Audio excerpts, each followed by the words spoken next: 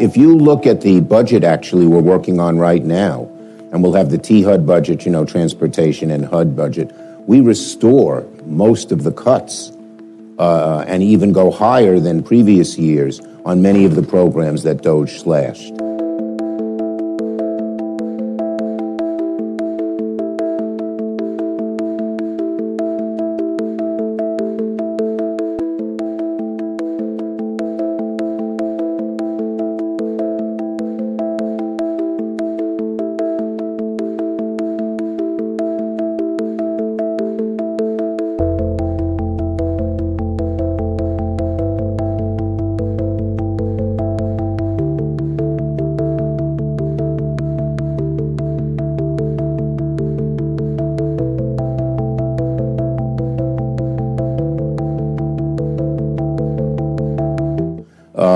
When I met our nominee for HUD secretary, then he was nominee, he talked a nice game, but he doesn't seem to have the clout to make those views prevail over the DOGE people, over the cut people.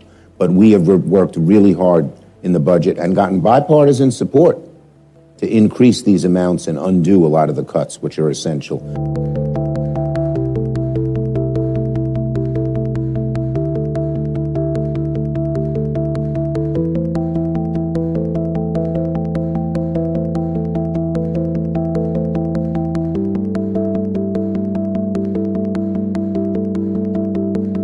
As anti-ICE protests continue across the US, protesters have been given some protection through the federal court.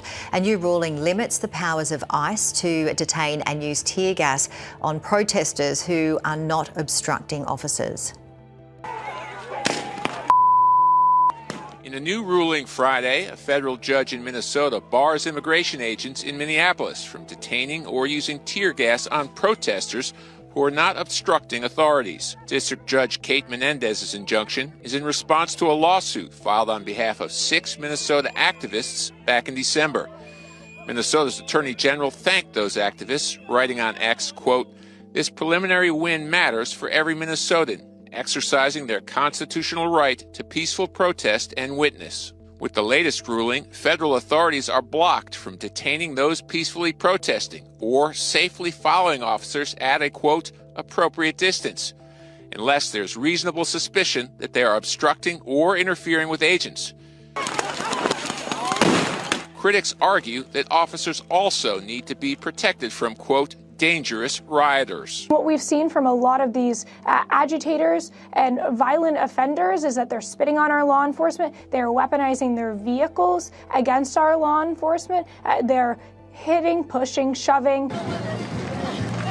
As anti-ICE demonstrations continue nationwide, state authorities are urging the public to keep protests peaceful. Any actions that harm people, destroy property, or jeopardize public safety will not be tolerated. Demonstrations must remain safe. Critics of the judge's decision say it's an attempt to micromanage ICE's actions.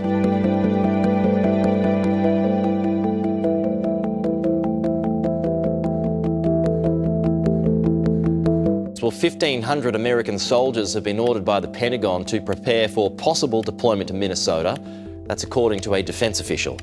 State officials have also mobilised the National Guard to assist with tasks such as crowd control and support for law enforcement. The Minneapolis Mayor Jacob Frey believes the act is to intimidate the state's residents. I don't think Homan understands the basic dynamic as to how stuff works in Minnesota here. But the bottom line is, as we know, this is not about safety. It's not about crime.